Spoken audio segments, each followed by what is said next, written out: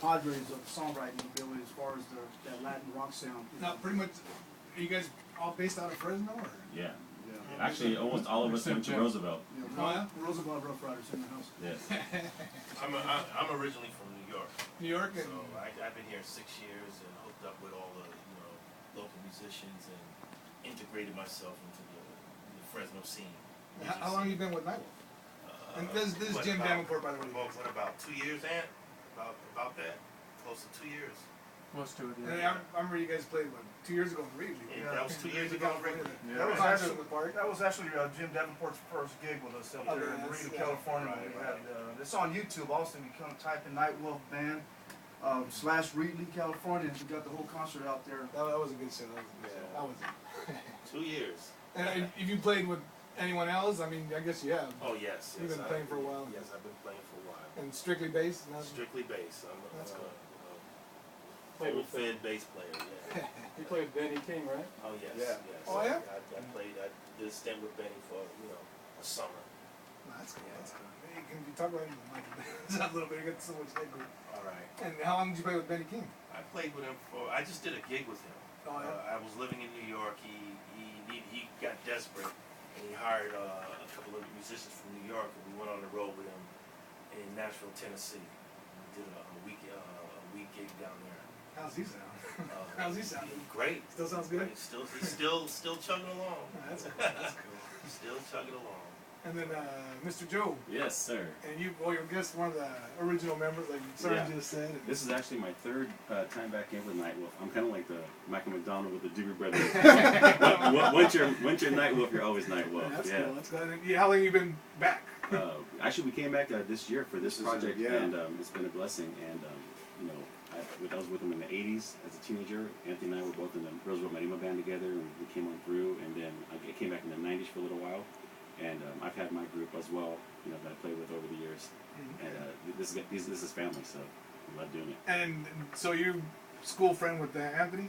Actually, all of us. We Oh, all you guys went to I went to school East with Side, East Side Fresno. Joe Moreno. Yeah. It's funny we don't too. do sides over here. We're inside. Yeah. Just Henry, those last two CDs, the Crazy Moon CD and the Just For You CD, the 2005 when we released Just For You, there was actually no keyboards whatsoever, none of the songs that we did.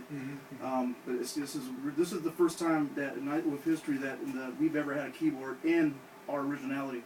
And there's nothing more like it to have the original member of Nightwolf come in with the keys. You know what I'm saying? So that's a blessing right there in disguise. We didn't plan for this. This is magic. And then before Anthony's I guess one of the original members, and that's how Nightwolf started. But my next question is, did you guys go straight to the Latin rock, Latin blues, or were you guys playing rock and roll, or funk, or Played everything, man. played everything? But what did you guys originally? I mean, when you guys started doing original stuff, when you just went.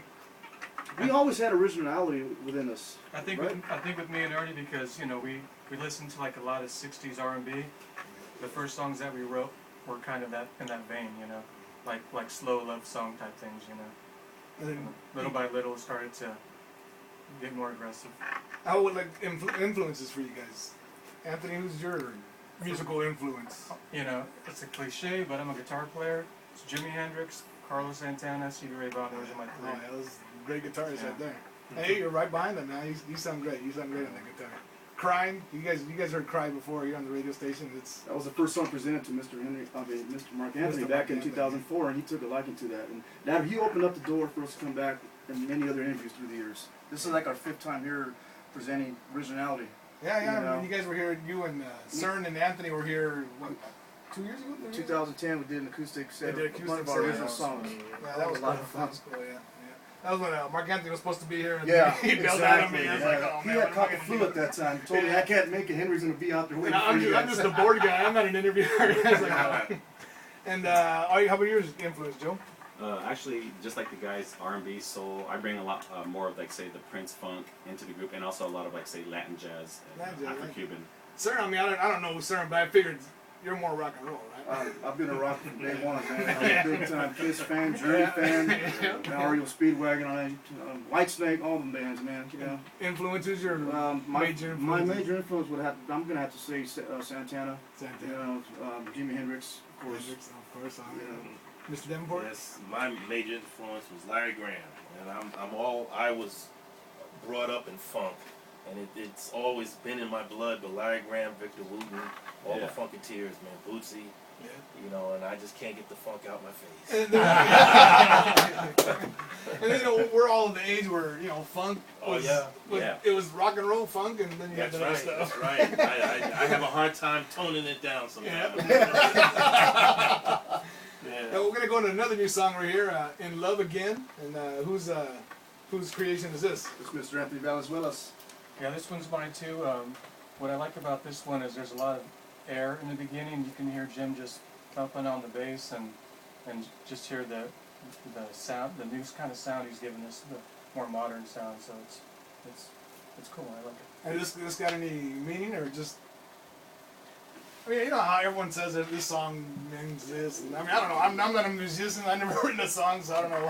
For me personally, no. It's just, you know, Just a song. I think of stories. I'll think of a picture in my mind and think of the song and just kind of put it together. Is it a long process to write something like this, or Sometimes, you know, sometimes I can do it in a day or two. how about this one? How "In Love Again"? How I long think is I've that? had this one for, 2 years. That's when we went and jammed together. was it 2 years ago? Yeah. I've Oh, had it for a while. You just had it in your head. This and is you one of the back burner songs. you just have it in your head, and then you just.